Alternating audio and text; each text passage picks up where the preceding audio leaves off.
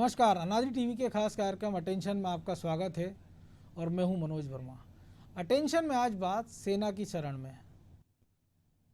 मध्य प्रदेश में कोरोना से हालात लगातार बेकाबू होते जा रहे हैं और बेकाबू हालात के चलते अंततः प्रदेश सरकार को केंद्र सरकार के बाद अब सेना से मदद मांगनी पड़ी है। मध्य प्रदेश में एक्टिव केस 75,000 से ज़्यादा हो गए हैं। बिस्तर कम पड़ने के कारण अब सेना और केंद्रीय संस्थानों के अस्पतालों में कोरोना मरीजों का इलाज हो सकेगा। इस संबंध में मुख्यमंत्री शिवराज सिंह चौहान ने सोमवार को प्रधानमंत्री नरेंद्र मोदी और रक्षा मंत्री राजनाथ सिंह से बात की। यही नहीं, प्रदेश सरकार गरीबों को 3 महीने का राशन भी मुफ्त देगी। शिवराज सिंह चौहान के मुताबिक 2 करोड़ परिवारों को काढ़ा भी बांटा जाएगा। तो कोरोना की पहली लहर में भी सरकार ने 3 महीने का राशन बीपीएल कार्ड धारकों को दिया था और घर घर काढ़ा भी बांटा गया था। तो अब सेना की शरण पर चर्चा शुरू करें, इसके पहले देखिए खास रिपोर्ट।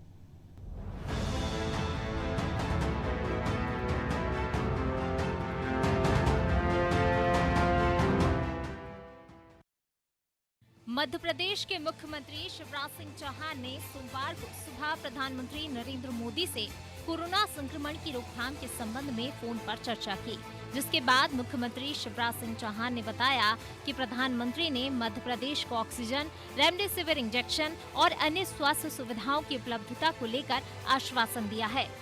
रक्षा मंत्री राजनाथ सिंह से आर्मी के अस्पतालों में कोरोना के मरीजों के इलाज को लेकर चर्चा हुई है, जिसके बाद मुख्यमंत्री ने आर्मी के अफसरों के साथ एक बैठक की। मुख्यमंत्री की यह बैठक सुदर्शन कोर कमांडर अतुल्य सोलंकी और ब्रिगेडियर आशुतोष शुक्ला के साथ हुई। जानकारी के मुताबिक आर्मी के अफसरों ने भोपाल, जबलपुर, सागर और ग्वालियर में 430 बेड अस्पतालों और आइसोलेशन सेंटर को देने का भरोसा दिया है। इसमें से भोपाल में 150, जबलपुर में 100, सागर में 40 और ग्वालियर में 40 बेड की व्यवस्था की जाएगी। आर्मी के अफसरों ने मरीजों की देखभाल के लिए पैरामेडिकल स्टाफ उपलब्ध कराने के लिए भी आश्वस्त किया है। मुख्यमंत्री ने बताया कि केंद्रीय संस्थानों, रेलवे और सुरक्षा संस्थानों सहित अन्य अस्पतालों में कोरोना मरीजों को भर्ती किया जाएगा। इसको लेकर प्रदेश के सभी कलेक्टरों को केंद्रीय संस्थानों के प्रबंधन से बात करने के निर्देश मुख्यमंत्री ने दिए हैं। अगली व्यवस्था नए अस्पताल खड़े करने की बड़े जिलों में मैंने कह दिया है। भोपाल, इंदौर, जबलपुर, ग्वालियर 2-2 बिस्तर के करने ही है भाई तैयार। आप समाज सेवियों से चर्चा कीजिए, बातचीत कीजिए, बने बनाए जो सरकारी भवन है उनका इस्तेमाल कीजिए। मैं छोटे जिलों में भी कह रहा हूँ कि ये समय है कि कर दें हम कुछ नवाचार। 100-200 बिस्तर हम खड़े कर दें, कोविड केयर सेंटर से ऊपर की व्यवस्था भी हम करें। ऑक्सीजन बेड जितने बढ़ा सकते हैं बढ़ाएं और बड़े शहरों में बड़ी संख्या में बिस्तरों की मैंने बात की है। केंद्र सरकार के जितने संस्थान हो सकते हैं उनका क्या उपयोग हो सकता है वो देखिए। राज्य सरकार के भवनों का क्या उपयोग हो सकता है देखिए। ये युद्ध का समय, युद्ध स्तर पर काम हमको करना पड़ेगा। इसलिए स्वयंसेवी संस्थाओं से मिलकर नए बिस्तर खड़े करनी है। ये महामारी कब तक चलेगी अभी इसका कोई ठिकाना नहीं है। हम रोकने की भरपूर कोशिश करें। मुख्यमंत्री ने प्रदेश के सभी जिले में आवश्यकता के अनुसार कोविड केयर सेंटर खोलने की बात कही है। इसके साथ ही कलेक्टरों को कहा है कि सरकार की तरफ से इस काम के लिए उन्हें पूरी छूट दी जा रही है। इतना ही नहीं, मुख्यमंत्री ने प्रदेश के बड़े महानगरों में सरकार, स्वयंसेवी संस्थाओं की मदद से 2000 बेड का अस्पताल खोलने की बात भी कही और कहा कि इंदौर के राधा स्वामी सत्संग न्यास के 2000 बेड के अस्पताल जैसा प्रयोग भोपाल, ग्वालियर, जबलपुर सहित अन्य बड़े शहरों में होगा। साथ ही मुख्यमंत्री ने बताया कि इंदौर के अस्पतालों में बेडों की संख्या 2000 से बढ़ाकर 6000 करने के निर्देश दिए हैं। वहीं कांग्रेस ने राज्य सरकार पर गंभीर आरोप लगाए हैं। बार बार सरकार, उनके मंत्री और मुख्यमंत्री करेंगे ऑक्सीजन की हम पर्याप्त व्यवस्था करा रहे हैं, इंजेक्शन की पर्याप्त व्यवस्था करा रहे हैं, फिर लोगों की जान क्यों जा रही है? ये अपने आप में क्वेश्चन मार्क है।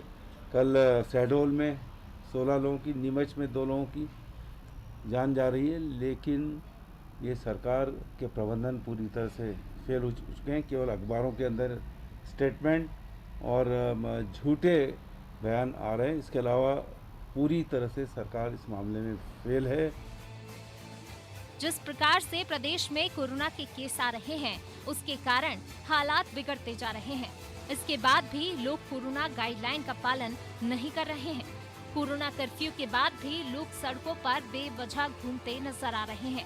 जिस तरह से लोग इसे हल्के में ले रहे हैं, उससे सरकार की और आम लोगों की मुसीबत बढ़ती जा रही है। सीएम भले ही फिलहाल लॉकडाउन नहीं लगाने की बात कर रहे हैं, लेकिन हालात यही रहे तो इसके अलावा कोई चारा भी नहीं रहेगा। ब्यूरो रिपोर्ट, अनादि टीवी।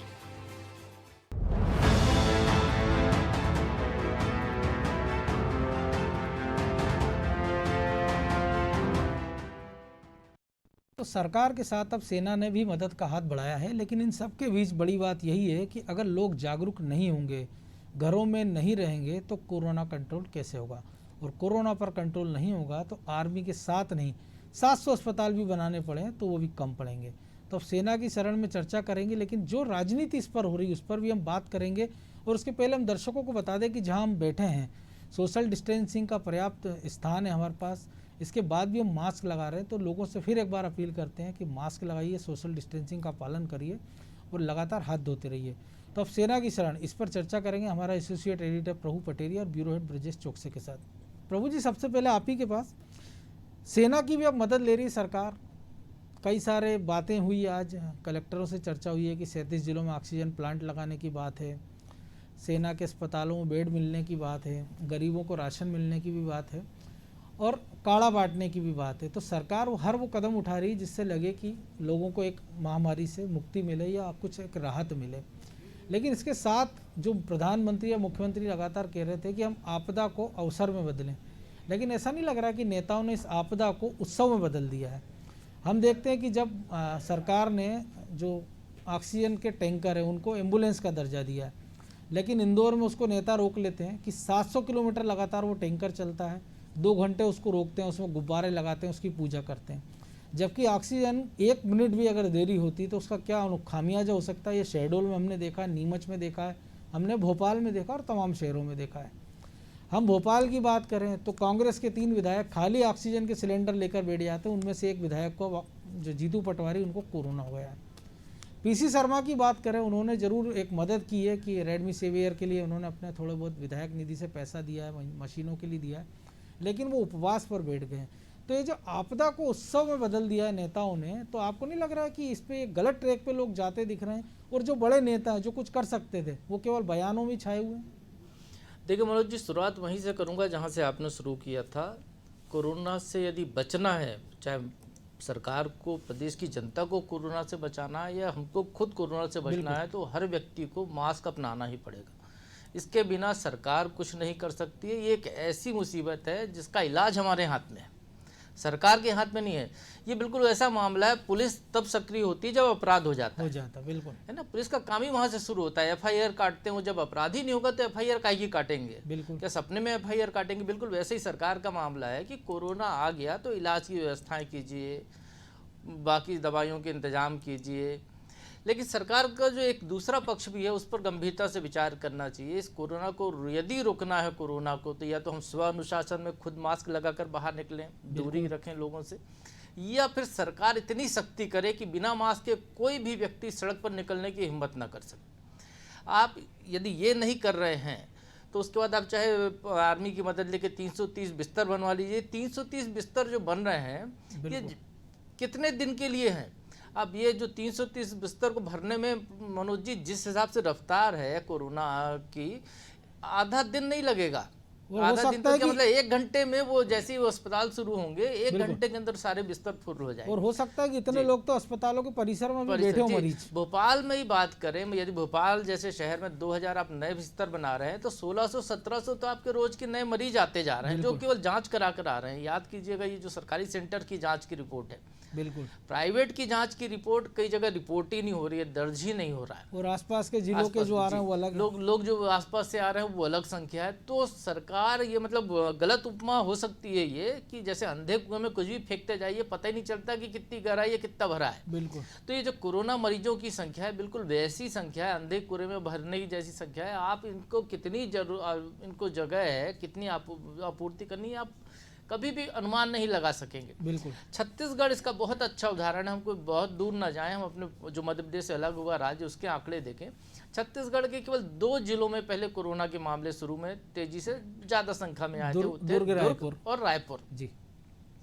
आज छत्तीसगढ़ का सरगुजा जो इनसे बहुत दूरी पे है, बिल्कुल विपरीत दिशा में है, बिल्कुल। सरगुजा उनसे बराबरी होड़ करता हुआ दिखाई दे रहा है। और आबादी के हिसाब से बहुत जी, छोटा है जिला। जी, बिलासपुर होड़ करता हुआ दिखाई दे रहा है। तो आप कितनी व्यवस्थाएं कीजिएगा, सरकार यदि चाहे, यदि जिस तरीके से मुख्यमंत्री जी अभी कहते हुए सुनाई दे रहे थे कि सरकारी दफ्तरों को भी कन्वर्ट कर दीजिए अस्पतालों में, सारे स्कूल ले लीजिए आप, वल्लभ भवन की जो नई दोनों नई बिल्डिंग है या पुरानी बिल्डिंग है, सबको वर्क फ्रॉम होम कर दीजिए, दोनों को कर दीजिए कोविड अस्पताल में कन्वर्ट।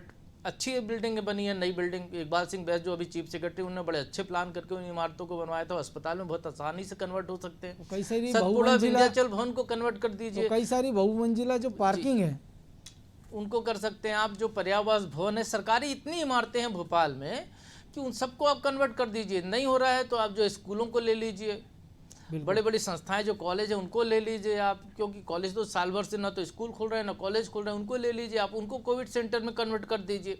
लेकिन ये जो है जिस तरीके की जो व्यवस्था, आप कितने बनाते जाएंगे, आप बनाते चले जाइए, मांग खत्म नहीं होने वाली इसकी। यही सरकार का रवैया है। उसके लिए उपकरण चाहिए आपको, सबसे मेन चीज़ है डॉक्टर चाहिए, नर्सेस चाहिए, मेडिकल स्टाफ चाहिए, पैरा मेडिकल स्टाफ चाहिए। वो कहाँ से लाएंगे? वो तो चलिए हटके, पहले तो आदमी को बिस्तर चाहिए मनोज जी, उसको जहाँ ये लग रहा है कि ऑक्सीजन है और मतलब वो घर से बच के जाना चाहता है, अपने दूसरे लोगों को ना फैले, या उसको इलाज, डॉक्टर एक भरोसे में जाता है अस्पताल आदमी, तो भरोसे के तहत उसको एक तो एक छत चाहिए जिसके नीचे एक बिस्तर उसको दिख रहा हो जहाँ पर वो रह सके। आप ऐसे कितनी भी व्यवस्था कर दीजिए, इस कमी को कोई पूर्ति नहीं कर पाएगा। ये तभी रुकेगा जब या तो सरकार सख्ती से लोगों पर लॉकडाउन जैसा प्रबंध करे कि वो बगैर मास्क के, जो निकले बगैर मास्क के आप उसको जेल में डाल दीजिए, उस पर 5,000 10,000 का जुर्माना कीजिए, उसका घर कुर कर लीजिए, जिस गाड़ी में दिख रहा है उस गाड़ी को जब्त कर लीजिए, उसके रास्ते बंद कीजिए आप आदमी के, क्योंकि वो सुन नहीं रहा है आपकी। वो इस प्रदेश का, देश का या शहर का नागरिक होने का अपना दायित्व पूरा नहीं कर रहा है, तो उसको कड़ी से कड़ी ऐसी सजा दीजिए कि अगली बार वो इस गलती को ना करे, तो बाकी लोगों के लिए भी एक नजीर बने। जी, तब तो कोरोना से आप पार पा सकते हैं। लेकिन आप जो है भरते जाइए, तो एक ऐसा पेट है ये इस कोरोना का, इन मरीजों का, कि इसकी भरपाई कभी नहीं हो सकती, वो भूख कभी नहीं मिटने वाली है। जहाँ इसके बाद जो आप राजनीति की बात कर रहे थे, तो बिल्कुल राजनीति नहीं होनी चाहिए इस पर, और बहुत गलत हो रहा है। चाहे हम नाम लेके भी बोलने में कोई हर्जा नहीं है। जैसे पीसी शर्मा जी वाला जो उदाहरण दिया आपने जीतू पटवारी का, जीतू पटवारी को आखिर कोरोना हो गया, उन 3 ऑक्सीजन सिलेंडर लेकर बैठे प्रदर्शन करने, मंगवाने चाहिए थे आपको। विवेक तनखा से सीखिए, बिल्कुल कांग्रेस के नेता है। अजय विश्नोई से सीखिए जो भारतीय जनता पार्टी के विधायक है। कैलाश विजयवर्गीय से सीखिए, ये वो नेता हैं जो सक्षम है और काम करके दिखा रहे हैं। विवेक तनखा बाहर से ऑक्सीजन मंगवा रहे हैं, विवेक तनखा रेमडेसिविर इंजेक्शन की व्यवस्था करा रहे हैं। विवेक तनखा का ही सुझाव था सबसे पहले कि आर्मी की मदद ली जाए, जिस पर कि आज मुख्यमंत्री ने पहल की उनकी बात को लेकर। सबसे पहले हमने ये खबर दिखाई थी दर्शकों को, अनादि टीवी ने इस खबर को सबसे पहले दिखाया था। बिल्कुल सही कह रहे हैं आप। तो ये जो काम हो रहे हैं, ये काम होने चाहिए, और केवल आप अस्पताल बनवाते जाइए, झोंकते चले जाइए, तो इससे कोई हल नहीं निकलने वाला है। सख्ती बहुत जरूरी है। पीसी शर्मा अनशन पर बैठे 21 घंटे के, वो 5 दिन बैठ जाएं, 21 साल के लिए बैठ जाएं, तो क्या उनके अनशन पर बैठने से क्या रेमडेसिविर इंजेक्शन की उत्पादन बढ़ जाएगा? बड़ा सवाल। सिर्फ राजनीति नहीं होनी चाहिए। और जो विधायक निधि देकर जो वाहवाही लूट रहे हैं विधायक, ये उनके जेब का पैसा नहीं है किसी के, ये जनता का पैसा है, जनता के सरकारी खजाने में जमा है। आप केवल एक दस्तखत करके ये लिख के दे रहे हो एक कागज पर, वो भी जनता के पैसे से छपा हुए कागज पर कि मैं 25 लाख दे रहा हूँ, 30 लाख दे रहा हूँ। आप ये बताइए किस नेता ने, किस विधायक ने, किस सांसद ने अपनी जेब से दिया? बिल्कुल। जो उनके संपत्ति के विवरण सबके पास हैं, ऑनलाइन पड़े हुए हैं, कोई भी देख सकता है। अरबों खरबों की प्रॉपर्टी है कुछ विधायकों के पास मध्य प्रदेश में। करोड़ों, 1 करोड़ से पति से कम कोई विधायक नहीं है प्रदेश का। यदि जो दूसरी बार विधायक है तो करोड़पति तो है ही है हर हाल में। उनने अपनी जेब से क्या दिया? क्या उनने अपने घर में या अपने बड़े बड़े जो घर बना रखे हैं आलीशान, क्या उनने अपने घर में किसी के रुकने की व्यवस्था की? आप ये उत्तर प्रदेश का उदाहरण कि उत्तर प्रदेश में ऑक्सीजन प्लांट बहुत जल्दी तैयार कर दिया गया, शायद 2 दिन के अंदर तैयार कर लिया गया। कोई विधायक अपनी जेब से एक ऑक्सीजन प्लांट क्यों नहीं लगवा देता? या ऑक्सीजन कंसंट्रेटर खरीदने की जो बात है, जो 25,000 की एक मशीन आती है, वैसी 100-200 मशीनें अपने खर्चे से खरीद कर क्यों नहीं दे रहा? वो कमलनाथ जी कहाँ गायब हैं, जिन पर गर्व करता था मध्य प्रदेश की जो है उद्योगपतियों से उनके ऐसे संबंध हैं उनकी एक आवाज पर उद्योगपति का फिल्म अभिनेता अभिनेत्री भोपाल खींचे आते हैं मध्य प्रदेश में।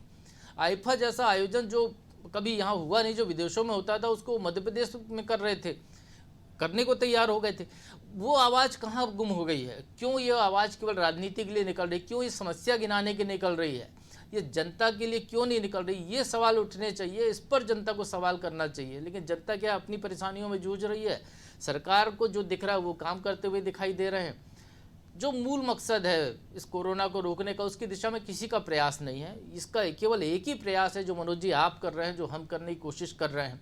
अनादि टीवी का हमारे जो प्रबंधन ने जो तय किया कि लोगों को संदेश जाए कि ज़्यादा से ज़्यादा वो मास्क का उपयोग करें, मास्क लगा कर जाएं, तो इसलिए आप देखिए कि किसी भी चैनल की डिबेट में लोग मास्क लगा कर नहीं बैठ रहे। चेहरा दिखाने का हर आदमी को शौक होता है, लेकिन हम चेहरा छुपा कर इसलिए बैठे हैं कि जनता इसको समझे कि वो की जान प्यारी, अपनों की जान प्यारी है, तो कम से कम चेहरा ढकिए आधा। और मुख्यमंत्री ने एक बड़ा संदेश दिया था कल कि मास्क कफन से छोटा होता है। ब्रजेश जी, जो हमने विपक्ष की भी बात की और एक पक्ष और ये भी है इसका जो प्रशासनिक अराजकता की बात है कि अगर हमीदिया से इंजेक्शन चोरी हो जाते हैं, पुलिस को ये पता लग जाता है कि हमीदिया के कर्मचारी के रिश्तेदार को इंजेक्शन लगे, लेकिन गिरफ्तारी नहीं होती है। जिस आदमी के पास इंजेक्शन बांटने का जिम्मा होता है वो एक ट्वीट कर देता है कि मुझे कोरोना हो गया, मेरी कोई जिम्मेदारी नहीं है। तो जो इस प्रकार की जो अराजकता है कि मुख्यमंत्री कोशिश कर रहे हैं कि बेड बढ़ जाएं, वो ये भी कर रहे हैं कि कलेक्टर और बाकी जो प्रशासनिक अमला है वो ये कोशिश करे कि बिना वजह लोग अस्पतालों में भर्ती ना हो और ज़्यादातर जो ऐसे माइल्ड लक्षण वाले लोग हैं वो घरों में इलाज करा लें। वो व्यवस्था प्रशासन नहीं कर पा रहा है, तो इसकी जिम्मेदारी किसकी? निश्चित तौर पर मनोज जी, ये प्रशासन तंत्र की जिम्मेदारी है कि वो व्यवस्थाएं किस तरह से सुचारू करें। मुख्यमंत्री आपको एक गाइड कर सकते हैं, एक रणनीति बना सकते हैं, नीतिगत निर्णय ले सकते हैं। उन्होंने कहा कि आप किस तरह से उपयोग कर सकते हो सरकारी भवनों का, अन्य भवनों का कैसा उपयोग कर सकते हो, स्कूल कॉलेजों का, वो ये बता सकते हैं, आपको एक संदेश दे सकते हैं। लेकिन आपको अमल किसको करना है? प्रशासन तंत्र को करना है, जिलों में कलेक्टर को करना है, एसपी को करना है। तो जो अधिकारी आप देखिए, भोपाल जैसे राजधानी में इतनी लापरवाही आएगी, दूर दराज के जिलों के क्या हालात होंगे ये सबके सामने होगा। कि देखिए आप, भोपाल में एक ड्रग इंस्पेक्टर हैं, वो अचानक रात में गायब हो जाते हैं, जबकि जहाँ पे मेडिकल स्टोरों पे कतार लगी है लोगों को रेमडेसिविर इंजेक्शन के लिए, वहाँ 11 बजे तक सबको नंबर टोकन दे दिए जाते हैं कि आपको इंजेक्शन मिल जाएगा। बाद में पुलिस पहुँचती है, उनको खदेड़ दिया जाता है। आज शाम तक उनके पास कोई सूचना नहीं है कि आपको इंजेक्शन कहाँ से मिलेगा। इसी बीच कोई यदि संपर्क करने की कोशिश करता है ड्रग इंस्पेक्टर से, तो मालूम चलता है सोशल मीडिया के माध्यम से वो बताते हैं कि उनके कोरोना के लक्षण थे, उनमें उनने जांच कराई तो वो पॉजिटिव आए हैं, इसलिए होम आइसोलेशन में हैं। इसकी जानकारी किसके पास है? वो सोशल मीडिया के माध्यम से लोगों को बता रहा है, जबकि प्रशासन को विकल्प के रूप में दूसरे अधिकारी को वहाँ पे जिम्मेदारी दे दी जानी चाहिए थी। इससे लोगों को मैसेज दे दी जाना चाहिए था कि अब वो ड्रग इंस्पेक्टर संक्रमित हो गए हैं, उनकी जगह ये अधिकारी काम कर रहे हैं, इनसे आप संपर्क करिए। लोग आज शाम तक परेशान हो रहे हैं, लेकिन कोई जिम्मेदारी तय नहीं हुई। तो ये प्रशासन तंत्र की चूक है। उस ड्रग इंस्पेक्टर की एक संबंधित अधिकारियों को उन्होंने जानकारी देना उचित नहीं समझा, और उन अधिकारियों ने जो मॉनिटरिंग कौन कर रहा है कि ड्रग इंस्पेक्टर की आपने ड्यूटी लगा के छोड़ दिया, इसके बाद वो काम कर रहा है, मौके पे पहुंचा है कि नहीं पहुंचा। जब शुरुआत में जिनकी ड्यूटी लगाई थी मनोज जी, वन रक्षकों की, वो वन रक्षक अपने अपनी जगह पे ड्यूटी कर रहे थे, उनको पता तक नहीं था 2 दिन तक। जब मीडिया में ये बात आई तब उनको वहाँ पे भेजा गया और चेंज किया गया कि उनको दूसरी जगह ड्यूटी है, तो उनकी जगह दूसरों को लगा दिया गया। तो ये हालात हैं प्रशासन तंत्र के, ये कौन देखेगा? निश्चित तौर पर जो जिम्मेदार अधिकारी हैं, जिले के हैं, संभाग के हैं और जो मंत्रालय में बैठे हैं, उनका काम है कि क्रियान्वयन कैसे कराना। बिल्कुल, उसको अनुशासन रूप से करना चाहिए। यदि सेना की मदद हम ले रहे हैं तो सेना की मदद लेते हुए देखिए, आप हमेशा संकट में सेना मदद के लिए आती है। आप मध्य प्रदेश में ही नहीं, पुणे में भी नगर निगम ने सेना की मदद मांगी, वहाँ अस्पतालों को मंगवाया। और इससे पहले भी जब लॉकडाउन लगा था पिछले साल, तो जब सेना ने बाकी की जो उपकरण थे, दवाइयों से लेकर तमाम तरह की चीजें पहुंचाई थी। बिल्कुल, ये जांच की किटें जो जांच की किटें पहुंचाई थी, तमाम तरह। तो सेना तो मदद करती, सेना जैसा अनुशासन अधिकारियों में आने की जरूरत है। वो भी उसी तरह से समाज सेवा की भावना से काम करें, लोगों की सेवा से भावना करें। संसाधन कम है, लेकिन लोग कैसे संतुष्ट हो सकते हैं, किनको जरूरत है, वो होना चाहिए। भेदभाव नहीं होना चाहिए कि आप देखिए इंजेक्शन चोरी हो गए, एक कर्मचारी के रिश्तेदार को दिल्ली में जाके लग जाते हैं, यहाँ पे लोग परेशान हो रहे हैं। उस कर्मचारी का खुलासा हो गया, वो इंजेक्शन नंबरों से पता चल गया कि 6 इंजेक्शन वहां गए। इसके बावजूद आपने क्या किया? आपने अभी तक ना गिरफ्तारी की, ना आगे की जांच करने की कोशिश की, क्योंकि पोल खुल रही है आपकी। आप ये मिली भगत है पूरी, जो अस्पताल प्रबंधन की है, तमाम तरह के इसमें मिली भगत होगी मनोज जी। निश्चित तौर पर यदि जांच स्पष्ट रूप से हो जाए, निष्पक्ष जांच हो जाए, तो कई डॉक्टर मिली भगत पाएंगे। लेकिन आज की तारीख में आप डॉक्टरों पर शिकंजा नहीं कर सकते हो, उन पर कार्रवाई नहीं कर सकते हो। तो ये लापरवाही जो हो रही है, हम देख रहे हैं जनता भुगत रही है। बिल्कुल, वार्ड वाय और बाकी लोग जिनके हक मारे, या जो 2 नंबर की कमाई जिनकी मारी जा रही है, वो हड़ताल कर रहे हैं। प्रभु जी, एक और चीज़ है, अनुशासन की बात है और जो भेदभाव की बात है। तो एक आपको नहीं लगता है कि ऐसी पॉलिसी भी बनाई जाए कि जो जनता, जो कि हम बार बार अपील कर रहे हैं कि वो मास्क पहने, सोशल डिस्टेंसिंग का पालन करें, लेकिन उसकी परेशानियां भी कुछ कम हो। जैसे भोपाल की हम बात करें कि आपने पिछले सप्ताह तक किराना दुकानें सारी बंद थी, आपने कहा होम डिलीवरी होगी। अब आपने सब्जी के लिए कर दिया कि सोमवार, बुधवार, शुक्रवार होम डिलीवरी होगी, सब्जी बटेगी। इंदौर में जहाँ नंबर ऑफ केसेस भोपाल से ज़्यादा हैं या बराबर पा गए, वहाँ किराना दुकानें, दूध की दुकानें 4 बजे तक खुली रहती हैं। इंदौर कलेक्टर ने कहा है कि शादियों के लिए कोई परमिशन नहीं 30 तारीख तक। भोपाल में कोई गाइडलाइन नहीं है। और उज्जैन कलेक्टर कह देते हैं कि शादी के लिए आप पत्रिका लाइए, सामान खरीद लीजिए, तो हज़ारों की भीड़ जुट जाती। तो उज्जैन जैसा शहर जहाँ 300-400 केस आ रहे हैं, भोपाल में कलेक्टर का रोज़ सब्जी मंडी बंद करा देते हैं, लेकिन लांबा खेड़ा में रोज़ सुबह 10 से 20 हज़ार लोग इकट्ठा हो रहे हैं। तो ये जो नियम है, आपको नहीं लगता कोई एक जैसा नियम बना दिए जाए ताकि पब्लिक की परेशानी कम हो, प्रशासन को पता रहे कि हमको क्या करना क्या नहीं करना? देखिए मनोज जी, ये अराजकता हम पैदा करते हैं जी, हम वो समाज में जीते हैं, हम वो लोग हैं, मतलब उसमें हम ही लोग दोषी बिल्कुल हैं। बिल्कुल निश्चित तौर कि पर। ये आप जब पेट्रोल के दाम पहले हफ्ते महीने भर में एक बार बढ़ा करते थे, तो आप याद कीजिए कि 1 रुपया 50 पैसे पेट्रोल का दाम बढ़ने की खबर आती थी, हम रात को स्कूटर मोटरसाइकिल लेकर पेट्रोल पंप पे लाइन लगाने चले जाते थे। किलोमीटर लंबी लाइनें लग जाती थी। ये हम वो लोग हैं, हम ये नहीं देखते कि हम ये फुल टैंक भी करा लेंगे तो कितना बच रहा है उसमें। फुल टैंक भी करा लेंगे 2 रुपये 3 रुपये ही हम बचा पाते थे, और अगले हफ्ते फिर उतने ही रेट पे पेट्रोल भराना है। बिल्कुल। लेकिन ये जो हमारी प्रवृत्ति है, ये गलत प्रवृत्ति है हमारी, इस वजह से यह गड़बड़ी होती है। हमको अनुशासन सीखना होगा। या हमारी शिक्षा पद्धति खराब रही, या हमारे नेता खराब रहे जो इस देश को चलाते रहे, जिनने इस बारे में कभी सोचा नहीं कि हमारे लोगों को जापान जैसा क्यों नहीं सिखाया गया, बिल्कुल। जापान के लोगों की तरह देश के प्रति स्व अनुशासन क्यों नहीं सिखाया गया, या किसी और देश में जैसा चल रहा है वैसा क्यों नहीं दिखाया गया, या फिर कोई तानाशाही देश की तरह हमारे ऊपर तानाशाही डिक्टेटरशिप क्यों नहीं वैसी लागू की गई कि हम सुधर जाएं। क्योंकि हम गड़बड़ हम हैं, हम सरकार हमारे ऊपर राज नहीं करती है, सरकार को हम अपने को रेगुलेट करने के लिए चुनते हैं। बिल्कुल, हमने ही चुनते ही लगातार। हमारे लोकतंत्र में सरकार वो है जो हम चुनते हैं, जनता के लिए, जनता के द्वारा, जनता की चुनी हुई सरकार है वो। हमने अपने कुछ लोगों को चुना है कि ये हमारे ज़िंदगी को नियमित करेंगे, हमारी जो मूलभूत आवश्यकता है उसकी पूर्ति करने का दायित्व इनका है। अब वो व्यक्ति अपनी मूलभूत आवश्यकताओं को हमसे ज़्यादा महत्वपूर्ण मान ले तो उसकी गलती है, हमारे समाज की गलती है कि हमने उसको कभी प्रतिरोध नहीं किया और वो एक परंपरा बन गई। लेकिन यहाँ पर जनता को सोचना होगा, जब ये आपदा काल है, ये कोरोना का, ये हमको सिखाने के लिए आया है कि हमको सीखना होगा कि पहले हम अपने आप को सुधारें, फिर अपने पड़ोसी को सुधारें, फिर अपने मोहल्ले को सुधारें सब मिलकर, उसके बाद फिर अपने शहर को सुधारें। तो इस तरीके से हमको सुधरना होगा। ये भीड़ लगाने की ज़रूरत क्या है? सामान यदि मिल रहा है, यदि सरकार ने कहा कि सोमवार, बुधवार और शुक्रवार को आप या जो भी एक व्यवस्था उन्होंने बनाई है, 2 दिन का राशन यदि सक्षम है तो क्यों नहीं ले सकते? यदि हमारे पास 1 दिन का राशन है तो उसमें 2 दिन क्यों नहीं चला सकते? हम नवरात्रि के 9 दिन उपवास करते हैं, निर्जला उपवास करते हैं। रमजान में लोग जो है रोजे रखते हैं, दिन भर कुछ नहीं खाते पीते हैं। तो हमको फिर वो सामान की ललक क्यों इतनी लगती है कि एक बाजार खुला है दौड़ के ले आओ, और जितना ले आओ, जितनी ज़रूरत है उससे ज़्यादा ले आओ। ये परंपरा, ये जो है, ये हमको छोड़ना होगा, तब जाकर अनुशासन आएगा। और इसको अनुशासन करने के लिए सरकार के पास अधिकार हैं, कर्मचारी, उनको भी काम करना होगा ढंग से, अपने ईमानदारी से।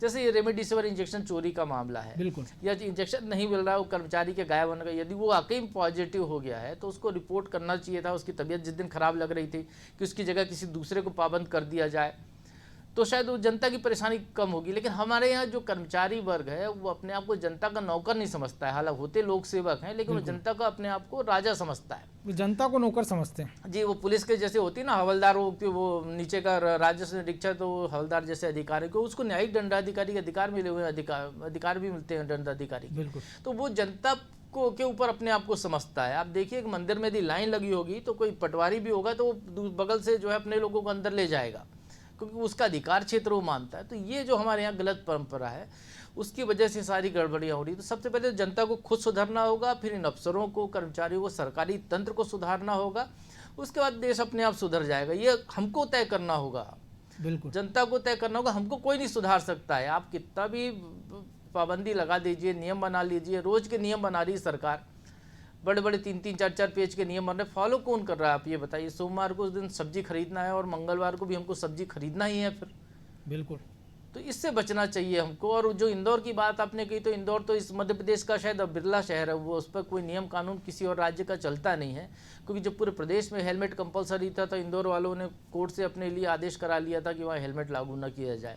तो शायद इंदौर के लोगों की एक यूनिटी है, और बीआरटीएस के लिए उन्होंने बीआरटीएस छूट के ले लिए ली एक थी। जज्बा है वहाँ का, कई मामलों में बहुत अच्छा, कई मामलों में बहुत बुरा है, यदि हम जैसे आज की तुलना में कहें कोरोना के समय में, क्योंकि उनको देखकर फिर दूसरे जगह के लोग भी वैसे ही बिगड़ते हैं। तो उनको सुधरना चाहिए और एक नज़ीर पेश करना चाहिए।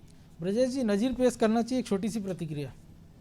बिल्कुल मनोज जी, हमको सुधरना चाहिए और जिस तरह से प्रशासन तंत्र को भी सख्त होने की ज़रूरत है, क्योंकि आप वैसे व्यवस्थाएं नहीं कर सकते हो जिस तरह से महामारी फैल रही है। आप सख्ती से लॉकडाउन करने की ज़रूरत है, सख्ती भी करिए और दवाई भी, उपचार भी, व्यवस्था भी कराइए। तो ये प्रशासन तंत्र को दोनों तरफ से होना चाहिए, आपको नरम मत होइए। आप एक तरफ सख्ती से नियम लागू कीजिए और दूसरी तरफ आप उपचार की व्यवस्थाएँ पर्याप्त कीजिए। बिल्कुल बड़ी बात है और उम्मीद की जाना चाहिए जो स्व अनुशासन की बात है वो लोग इससे सबक लेंगे। बहरहाल आप दोनों का बहुत धन्यवाद। तो निश्चित तौर पर सरकार की अपनी एक सीमा है और उस सीमा के आगे जा तक सरकार कर रही है। और एक बड़े ये है कि क्योंकि जनता को ये सोचना होगा कि ये जितने भी, चाहे वो पाबंदियाँ हों, चाहे वो ढील हो, चाहे वो बेड के इंतजाम हो, दवाइयों का इंतजाम हो, या अव्यवस्था हो, अराजकता हो, वो सब जनता के द्वारा पैदा की गई हो। और ये जितने इंतजाम है, जितनी कोशिशें हो रही हैं, वो जनता के लिए हो रही है। तो जनता से हम फिर एक बार अनुरोध करेंगे कि वो मास्क पहनें, सोशल डिस्टेंसिंग का पालन करें, बिना वजह घरों से ना निकलें और समय समय पर हाथ धोते रहें, क्योंकि ऐसा ना हो, जीवन अनमोल है। आपके हाथ धोने से अगर आपकी ज़िंदगी बचती है, आपके हाथ धोने से, अगर मास्क पहनने से आपके परिवार की रक्षा होती है, आपकी सोशल डिस्टेंसिंग से अगर आपका समाज बचता है, तो ये छोटे छोटे कदम आप निश्चित तौर पर उठाइए, क्योंकि सेना एक मात्र सहारा नहीं है, एक सहारा है। और इसके बाद फिर क्या होगा ये ना आपको पता है, ना सरकार को पता है, ना हमको पता है। तो अटेंशन में आज इतना ही। आप देखते रहिए अनादि टीवी और मुझे दीजिए इजाज़त। नमस्कार।